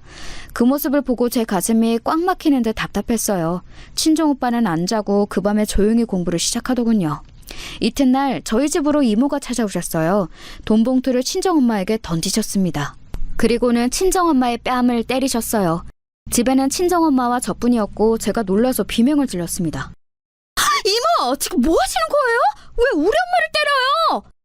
너네 엄마는 맞아도 싸. 능력만 없을 것이지 염치도 없고 머리에 든 것도 없는 남자를 끝내 못 놓고 감싸기만 하다가 지금까지 상황을 어렵게 끌어왔잖아. 이쯤 되니까 너네 아빠가 문제가 아니라 니네 엄마가 이상하다는 생각이 다 들더라. 너하고 네 오빠하고 앞으로 열심히 해서 너네 엄마 먹여 살려야 돼. 외갓집에서 더 이상 10원 한 장 지원 못 받을 테니까 연락도 하지 마. 알아들었지? 언니, 마지막으로 그거 받아먹고 제발 꺼지라는 게 우리의 뜻이야. 한 번만 더 연락하면 이번에는 진짜 아버지하고 엄마하고 두 분 다 화병으로 돌아가실지도 몰라. 그러니까 굶어 죽든 말든 알아서 하시고 절대 죽어도 연락하지 마. 이모의 차가운 눈빛과 발언에 제 심장이 얼어붙는 듯 했습니다. 친정엄마는 세게 얻어맞은 뺨을 부여잡으신 채 아무 말씀도 못하셨어요. 이모는 욕을 하며 나가셨고 남겨진 저는 친정엄마를 붙잡고 울었습니다. 울면서 별소리를 다 했던 것 같아요. 제발 이혼하라고 그런 말도 했었고요. 하지만 친정엄마는 이렇게 답을 하셨었죠. 그래도 내가 끌어안고 살겠다고 다짐한 남자인데 너희들 아빠인데 어떻게 버리겠니? 진짜 답답해서 미칠 노릇이었어요. 저는 상황이 어떻게 되나 보자는 심산으로 지켜봤는데요. 뾰족한 수도 없었습니다. 친정엄마는 당신께서 어떻게든 친정아빠를 고쳐놓으실 수 있을 거라고 믿으셨지만 아니었어요. 시간이 지나자 빚쟁이들이 집으로 찾아왔습니다. 친정오빠는 집에서 도저히 공부를 할 수가 없다며 학교에서 최대한 많은 시간을 보냈고 친구들 집을 전전하며 지내기도 했습니다. 친정아빠는 상황이 심각해지자 아예 잠적을 하셨어요. 연락도 소식도 없는 친정아빠를 기다리시던 친정엄마의 모습이 세상에서 가장 답답한 장면이었습니다. 얼마나 기고했는지 몰라요. 학교에도 빚쟁이들이 찾아와서 저는 전교에 소문이 다 났고 왕따를 당했습니다. 배를 굶기 일쑤였고요. 그러다가 거의 반년 만에 친정아빠가 늦은 밤중에 집으로 오셨어요. 그 집은 저희 가족이 살던 집이 아니라 새로 구한 작은 월세방이었습니다. 돈이 없어서 집도 다 빼앗기고 이사를 한 것인데 어떻게 알고 찾아오셨더라고요. 오셔서 하신 처음 한마디는 바로 이거였어요. 미안하다, 면목 없다 이런 게 아니었고요. 배고파. 어제부터 한 끼도 못 먹었어. 여보, 집에 먹을 거 좀 있어? 나 밥 좀 차려줘. 배고프니까 밥 달라는 것이었어요. 친정엄마는 그 와중에도 집에 있던 식량을 끌어모아서 친정아빠에게 밥상을 차려주셨어요. 친할머니께서는 아는 사람인지 남자친구인지 하시는 분에게 의탁을 하겠다고 하면서 사신 지 꽤 되었고 친정오빠는 친구들 집을 전전하며 지내고 있었는데 친정아빠는 그 두 사람의 행방도 묻지 않고 그냥 밥이나 잘 쳐드시더라고요. 기가 막혔습니다. 제가 진짜 미친 척하고 친정아빠를 한 대 칠까 했어요. 멱살이라도 잡을까 했죠. 그런데 옆에서 친정엄마가 저를 말렸어요. 밥 먹을 때는 걔도 건드리는 거 아니야. 그러니까 가만히 있어. 내가 알아서 할게. 대체 뭘 알아서 하신다는 건지 여태까지 알아서 하셨다가 이런 사태까지 끌어온 당사자가 친정엄마 같아서 제 속이 터졌는데요. 전에 없이 친정엄마의 눈빛에서 의연함이 엿보여서 참아봤습니다. 친정아빠는 희죽거리며 음식을 마저 드셨죠. 그리고 다 드셨을 때 친정엄마가 말씀하셨습니다. 다 처먹었니? 예전에는 당신이 뭘 어쩌든 먹는 모습을 보면서 처먹는다고 느껴지지는 않았어. 정이 남아있었기에 그랬겠지. 당신 생긴 것도 잘생겼으니까 먹는 모습이 안 믿기도 했고 그런데 지금은 처먹는 걸로 보인다. 갑자기 왜 이래? 당신답지 않아. 그간 잘 지냈냐고 어디 아픈 데는 없었냐고 그렇게 나한테 물어봐야 하는 거 아니야? 당신은 늘 그랬잖아. 과거를 따져서 뭐 하겠어 이제 와서. 방금 밥 차려준 건 마지막 작별 인사였어. 이혼하자. 제발 좀 이혼하자. 너무 늦었지만 이제라도 당신과 갈라서야겠어. 내 자식들한테 당신이라는 오명을 계속 묻힐 수는 없어. 이혼? 무슨 소리야 이혼이라니? 우리 검은 머리가 팥불이 될 때까지 부부로 살기로 한 거 아니었어? 당신은 어떻게 변심을 해? 나는 납득 못해. 이혼 못해. 절대로 이혼 안 해줘. 머리가 꽃받친 친정아빠는 그런 순간에도 고작 그런 찌질한 말씀이나 뱉으셨습니다. 그리고는 이혼을 절대 안 해주겠다면서 도망다니기 시작하셨어요. 친정엄마의 몸에서는 사례가 나올 지경이었죠. 그날로부터 무려 3년이 지나서야 두 분은 이혼을 하셨습니다. 그것도 정말 간신히 이뤄진 거였어요. 두 분이 이혼을 하시고 2달 정도가 지났을 때 외할아버지께서 돌아가셨습니다. 건강이 계속 안 좋으셨다고 했어요. 친정엄마는 그것도 모르고 살았다면서 천하의 불효녀라서 죄송하다며 외할아버지의 영정 앞에서 눈물을 쏟으셨습니다. 그런데 이모가 곧 친정엄마를 쫓아내셨어요. 저희 남매도 함께 말입니다. 여기가 어디라고 와? 아버지 가시는 길에 죄를 뿌려도 유분수지. 아버지는 언니 같은 자식은 처음부터 없었으면 나았을 거라고 돌아가시기 전에 그렇게 말씀하셨어. 이모의 발언에 큰 충격을 받으신 친정엄마는 조용히 저희 남매를 데리고 발길을 돌리셨습니다. 왠지 모르게 저는 집으로 가는 내내 분한 눈물이 흘렀어요. 구질구질한 부분들만 가득한 제 인생도 싫었고 친정엄마의 인생도 싫었고 그냥 다 싫었습니다. 제가 눈물을 흘리고 있을 때 친정오빠는 각오를 다지고 있었어요. 정말 가감없이 인정해보자면 대단한 인물이에요. 친정오빠는 확실히 외탁을 했는데 그래서 머리가 좋습니다. 게다가 악발의 근성도 엄청나고요. 진작에 공부로 노선을 잡고 외길을 걸었어요. 집이 어떻게 쑥대밭이 되든 이 악물고 공부에만 매진을 했죠. 솔직히 보통 철면피가 아니고서야 학생 때 친구 집들을 전전하며 지내는 게 쉽지 않잖아요. 하지만 친정오빠는 그걸 해냈습니다. 집이 가난하다고 빚쟁이들이 따라다닌다고 그런 것들도 당당하게 밝히며 행동했죠. 보통 대범한 성격이 아니었던 거예요. 그런 친정오빠의 기계를 알아본 친구들이 몇 있었는데 그 친구분들 전부 다 미래에 성공을 거뒀답니다. 사람 볼 줄 아는 눈을 가졌으니 역시 그 당사자들도 보통 내기들이 아니었던 거겠죠. 당연히 친정오빠는 은혜 입은 그 친구들에게 훗날 확실하게 보답들을 했고요. 정신없는 사정에도 친정오빠는 묵묵하게 성공가도를 달리며 친정엄마의 가슴에 진 응어리를 풀어드렸습니다. 특히 외갓집 재산 문제가 불거졌을 때 활약을 제대로 했었죠. 알고 보니까 이모가 엄마의 몫까지 외갓집의 재산을 다 낼름해버리려고 하셨던 건데요. 친정엄마는 나는 받을 자격 없다며 자책하셨지만 친정오빠가 직접 외할머니와 외삼촌께 연락을 드려서 따로 자리를 가졌습니다.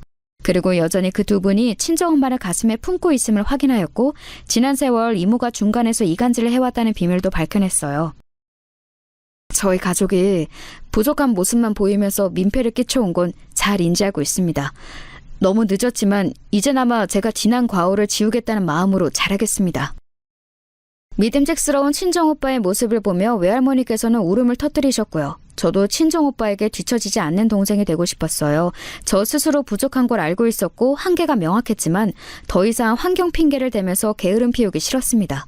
그런 핑계를 대기에는 똑같은 집에서 태어나 자랐지만 훌륭하게 자란 친정오빠라는 사례가 있었으니까요. 사실 저는 집안이 어려우니까 대학을 가지 않았고 일찍 공장에 다녔는데요. 뒤늦게 마음을 다잡고 대학에 들어갔습니다. 남들이 졸업할 나이에 신입생이 되었죠.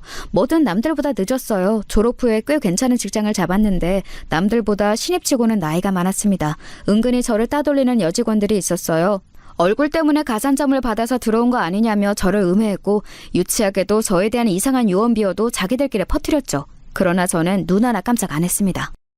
그 어떤 정신나간 공작을 벌여도 진짜 제대로 정신나간 사람을 치나버려 둔 나를 흔들 수는 없어 이것들아. 암만 해봐라 내가 꼼짝을 하나 안 하나. 저를 향한 노골적인 괴롭힘들이 이어졌으나 저는 아무렇지도 않았습니다.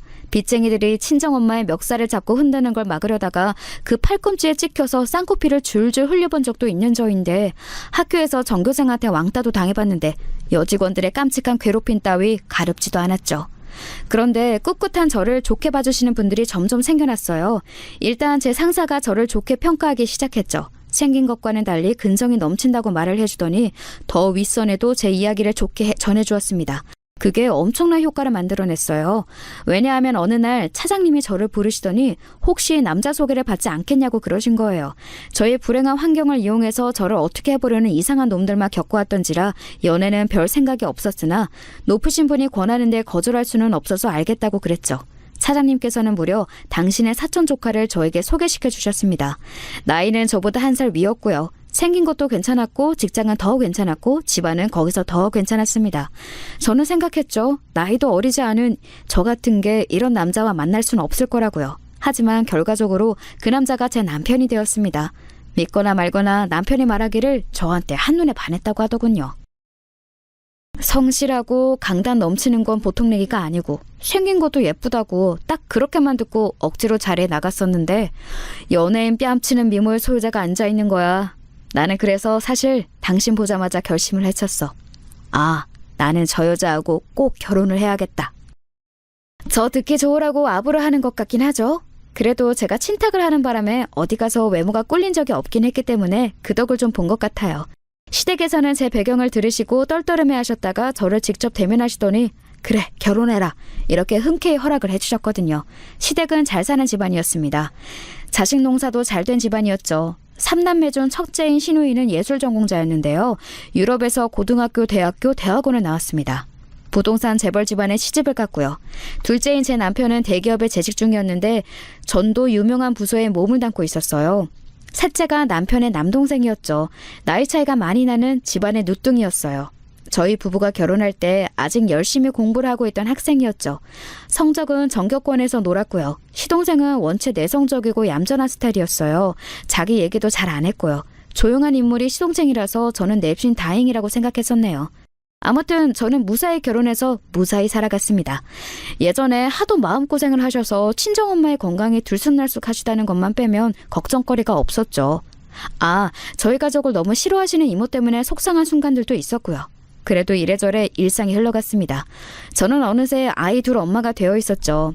어렸을 때 저는 친정엄마가 이해 안 되는 순간들이 많았고 미울 때도 많았는데 제가 엄마가 되어보고 나니까 과거의 그 부정적인 감정들이 모두 녹아내리더군요.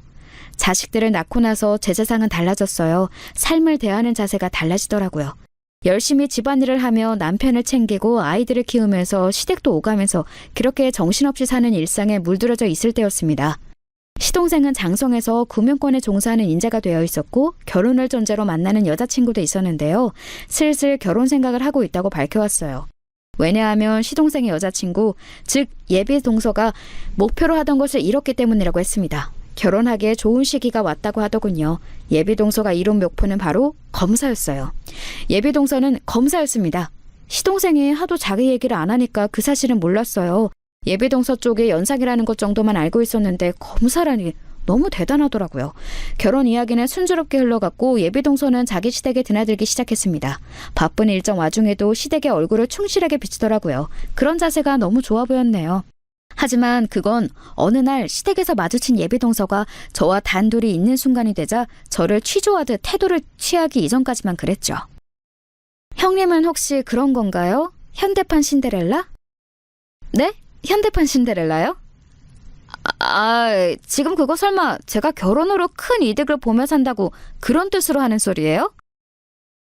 네, 맞아요. 전업주부로 지내신다고요? 친정에서 지원받으신 건 따로 없고 아주버님의 벌이에 의존해서 살고 계시네요? 그게 되간절 어째서 예비동서의 입에서 들어야 할 이야기인지 저로선 알 수가 없었습니다. 예비동서는 인상이 참 당차 보였어요. 커리어 우먼의 표본 같았습니다. 단정하지만 고급스러운 옷차림, 깔끔한 단발머리가 멋지더라고요. 입만 나불거리지 않으면 너무 좋은 사람이었는데 저로선 아쉬웠죠. 저는 현대판 신데렐라로 살아서 행복해요. 그리고 검사님을 제 동서로 두게 되어서 이것도 행복하고요. 정식으로 제 동서로 들어오면 그때는 기대해도 좋아요. 뭐라고요? 기대해도 좋다니요? 그게 무슨 뜻이죠? 혹시 제 손윗동서가 되신다고 하셔서 서열로 저를 찍어내려 보시려는 건가요? 안 됐지만 그런 얕은 수는 통하지 않을 거라고 미리 말씀드리고 싶어요. 저는 그렇게 호락호락하지 않아서요. 저는 형님 같은 아무나가 아니랍니다. 저 검사예요, 검사. 대한민국 검사. 아이쿠, 정식으로 제 동서가 되면 엄청 잘해줄 준비가 되어 있다는 뜻이었는데 갑자기 왜 그렇게 엉뚱한 홍보를 하고 그러세요? 대한민국 검사님? 제가 난처한 듯 표정을 꾸며내며 말을 하자 예비동서는 민망해졌는지 헛기침을 하면서 얼른 자리를 피했습니다. 저는 남몰래 혀를 찼죠. 제까지 이렇게 잘난 저 검사직 달았으면 뭐랍니까? 파란만장한 제 인생의 깊이를 아직은 따라잡을 수 없었죠. 깐죽거리는 잘난 척쟁이가 제 동서가 되든 말든 저는 그건 시동생의 결혼이니까 알아서 될 일이라고 생각했어요. 그래서 남편이 저에게 예비동서가 마음에 드냐고 물어봤을 때도 그럼 이렇게 가벼이 대답하고는 말았죠. 하지만 설마 이 예비동서 앞에서 제가 창피스러운 광경을 들킬 줄은 몰랐습니다. 시댁과 가까운 대형마트에서 제가 장을 보고 있었어요. 뭐 좀 사가서 시댁에 들어갈 참이었거든요. 그런데 계산대 줄에 합류한 순간 누가 뒤에서 저를 잡아챘습니다. 무례한 손길에 놀라서 한마디 하려던 저는 얼어붙었죠. 그 사람은 바로 제 친정아빠였기 때문이에요. 우리 딸내미 여기서 이렇게 보는구나. 살다 보니 너를 이렇게도 만나네. 장 보러 왔어? 뭐 샀니? 아이고 뭐 많이 산 것도 없네. 그럼 혹시 이 아빠 것도 결제해 줄래? 그것만 사기는 아쉽잖아. 갑자기 또 나타나셔서 왜 헛소리를 하세요? 작년에도 저 보셨잖아요. 찾아오셔서 돈 달라고 그러셨잖아요. 작년뿐이에요? 4년 전에도 오셨었죠? 염치도 없으신 거예요? 제발 그만 좀 하세요. 너는 어떻게 하나뿐인 아빠에게 이리도 매정할 수가 있어? 볼품없이 늙어버린 네 아빠가 불쌍하지도 않아? 네가 나에게 이런다면 별 수 없지. 내가 또 네 엄마를 찾아가는 수밖에. 아빠야말로 엄마가 불쌍하지도 않으세요? 아빠 때문에 화병 얻어서 지금까지도 고생하시며 사시는 분이에요. 엄마에게 제대로 뭐 하나 해주신 것도 없으면서 어쩜 그렇게 뻔뻔하세요? 나한테 너무 그러지 마라. 그때는 내가 어쩔 수가 없었어. 주변 사방에서 나를 가만두지 않아서 어쩔 수가 없었다고. 빚쟁이들 피해서 숨죽이며 같이 도망다니고 우리 그런 추억도 함께 나는 부녀 사이잖아. 네가 옛 추억을 봐서라도 나 좀 도와줘라. 응? 세상에 그런 끔찍했던 순간을 추억이라고 표현하시는 친정아빠 때문에 돌아버릴 지경이었습니다. 대형마트의 경비팀이 마침 주변을 돌고 있었기에 상황 정리에 도움을 주었어요. 친정아빠는 사라지셨지만 저는 주변의 쑥덕거림과 함께 남겨졌죠. 꿋꿋하게 계산을 하려고 하는데 문득 저를 보는 시선이 느껴져서 고개를 돌리자 옆옆 계산대 줄에 서 있는 예비동서의 모습이 보였어요. 예비동서 또한 시댁에 들리는 참에 이곳에서 장을 보던 중이었던 겁니다. 저와 눈이 마주치자 그쪽에서 피식 웃어 보였습니다. 다 맞다는 표시였죠. 저는 속으로 깊은 한숨을 쉬었네요. 보이고 싶지 않은 광경을 보이고 말다니. 예배동서는 태연하게 계산을 하고 먼저 가버렸고 저는 천천히 계산을 한 뒤 그날은 시댁에 가지 않았습니다. 머리가 너무 아팠거든요. 그리고 시누이 부부까지 전부 모이는 날이 잡혔어요. 시댁과 멀지 않은 고급 소갈비 식당이었습니다. 그곳에 가서 들은 건데 예비동서 집안과 상견례 날짜를 조율 중이라고 했어요. 저는 그렇구나 하면서 고개를 끄덕이고 있었는데 예비동서가 저를 빤히 보더라고요. 제가 웃으면서 입모양으로만 왜요? 이렇게 물었는데 갑자기 예비동서가 또렷한 목소리로 이렇게 말을 해왔습니다. 앞으로 긴장하시는 게 좋을 거예요. 제가 눈여겨보고 있거든요. 조심하세요. 이건 충고이자 조언이에요. 조심? 뭐를요? 제가 뭘 조심해야 하는데요? 글쎄요. 그건 본인이 더 잘 알고 계시지 않을까요? 아무튼 요지는 털어서 먼지 한 톨 안 나오는 사람은 없다는 거예요. 그러니까 저한테 털리지 않도록 조심하시라는 거예요. 저한테 잘 보이셔야 할걸요? 저를 향해서 묘한 눈빛을 보내왔어요. 눈썹도 찡긋하더군요. 마치 다 알고 있다는 표시 같았습니다. 저는 어색하게 웃었고 시댁 식구들은 전부 분위기가 싸하게 식어버렸어요. 그 반응들이 의외였는지 예비동서는 조금 당황한 눈치였고요. 시누이가 맥주 한 잔씩 하자면서 대화를 돌리는 바람에 다행히 분위기는 전환이 되었는데요. 그럼에도 다들 미묘한 기색들은 지우지 못한 채였습니다. 그것을 예비동서가 이상하게 여기는 것 같길래 예비동서가 화장실을 가겠다며 일어섰을 때 제가 따라 나섰습니다. 이유를 알려주기 위해서였죠. 화장실로 향하는 복도 문득 뒤를 돌아봤다가 저를 발견한 예비동서가 흠칫했습니다. 뭐예요? 지금 저 따라오신 거예요? 저한테 한 번만 봐달라고 하시려는 참이죠? 수상쩍은 친정아버지를 두신 게 적잖이 수치스러우신 모양인가 봐요. 수치스러운지 아닌지 그건 그쪽이 알 필요 없고 혹시 김원재 부장검사가 누군지는 알고 있어요? 부장검사요? 알고 있다면 어쩔 건데요? 갑자기 그런 엉뚱한 소리는 왜 꺼내세요? 저는 예비동서에게 한 발짝 더 가까이 다가갔고 귓가 근처에 대고 속삭이듯 말해주었습니다. 시댁 식구들의 분위기가 쌓이진 이유였죠. 그 부장검사가 내 친정오빠니까 그렇지 망하려나. 그 즉시 예비동서는 얼굴에서 핏기가 싹 가셨고 제 표정을 살펴보더니 진짜라고 금세 결론을 내린 모양이었어요. 우선 허리를 숙여서 저한테 인사부터 올리더라고요. 죄송합니다. 제가 전혀 알지 못하고 너무 건망을 떨어버렸네요. 정말 죄송합니다. 반성하고 있으니 한 번만 봐주세요. 글쎄요. 그 한 번만 봐달라는 말이 간절한지 아닌지 아직 가늠이 안 돼서 생각 좀 해볼게요. 볼일 보고 천천히 와요. 나는 많이 먹고 있을 테니까. 저는 아무렇지도 않게 환하게 웃으며 예비동서의 등을 두드려 주었고 먼저 자리로 돌아왔습니다. 시댁 식구들이 제 표정을 살피더니 짐작들을 하더군요. 남편이 저에게 귓속말 날려주었어요. 제가 예비동서를 따라서 자리를 뜨자 시부모님이 시동생을 혼냈다고요. 왜 제 친정오빠의 이야기를 예비동서에게 미리 안 전해줬냐는 잔소리였다네요. 예비동서가 자리로 돌아온 건 몇 분이 지난 후였어요. 애써 웃음을 지어 보이던데 마치 부처님처럼 흔들림 없는 제 진짜 미소를 보고서는 의지가 꺾인 건지 그 이후로는 표정 관리도 잘 못하더라고요. 저는 이튿날 친정오빠에게 연락해서 단호히 말을 했습니다. 친정아빠 진짜로 정리할 때가 됐다고 말입니다. 그리고 몇 달 뒤 친정오빠에 의해서 친정아빠는 시설로 들어가게 되셨습니다. 복지시설이었으나 자의로 나올 수는 없는 곳이었죠. 그리고 그 예비동서는 결국 제 정식 동서가 되지 못했어요. 시동생하고 둘이 싸웠다는데 봉합이 안 돼서 헤어졌습니다. 그리고 시동생은 현재 새로운 연애를 시작한 상태예요. 결실을 맺을지 어떨지 좋은 마음으로 기다려보고 있답니다.